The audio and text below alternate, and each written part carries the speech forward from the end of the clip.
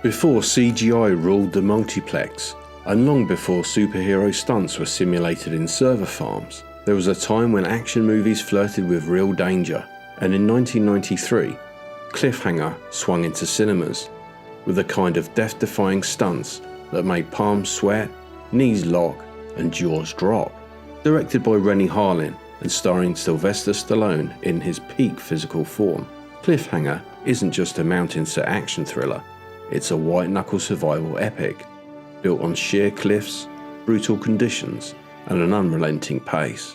Stallone plays Gabe Walker, a traumatized rescue ranger who returns to the peaks after a tragic accident, one of the most harrowing opening sequences in any 90s action film.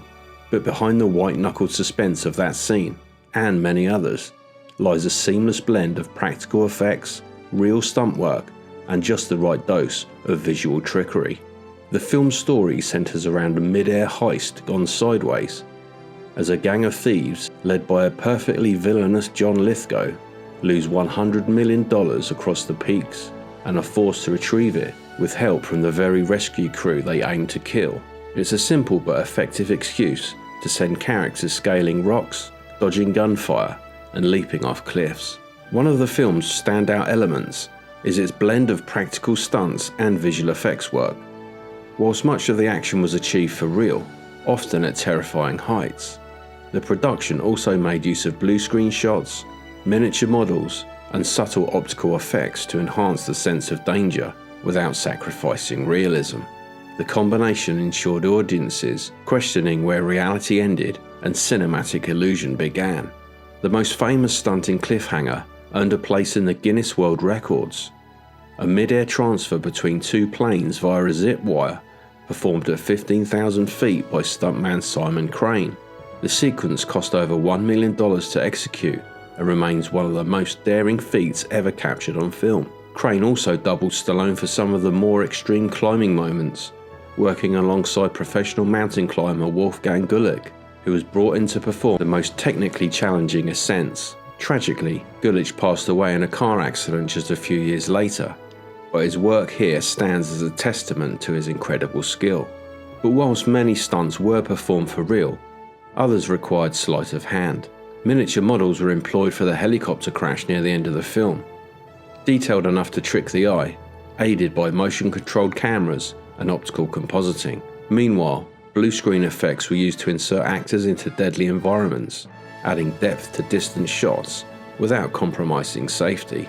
In tandem, these techniques gave Cliffhanger a real sense of scale and tension that modern digital productions often struggle to match. From dangling cliff edge brawls to icy crevice escapes, the combination of practical grit and visual finesse made every moment feel earned.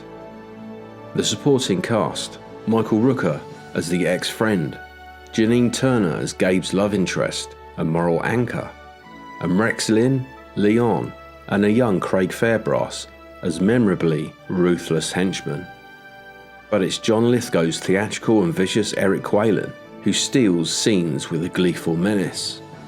The film's adrenaline-fueled visuals are matched by Trevor Jones's sweeping orchestral score, which blends thunderous percussion with soaring brass and strings to heighten both the tension and the grandeur of the mountain landscapes.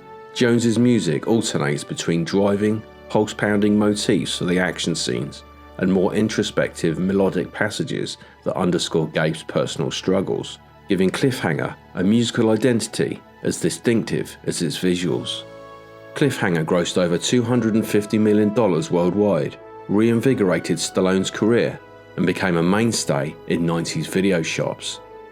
With its mix of sheer physicality, inventive set pieces, stunning natural vistas accompanied by Trevor Jones's score, Cliffhanger remains an exhilarating reminder of the days when action cinema relied on muscle, ingenuity, and a touch of visual trickery, rather than an over-reliance on CGI. With a blend of blue screen miniatures and record-breaking stunts, it rightfully carved its place in action history.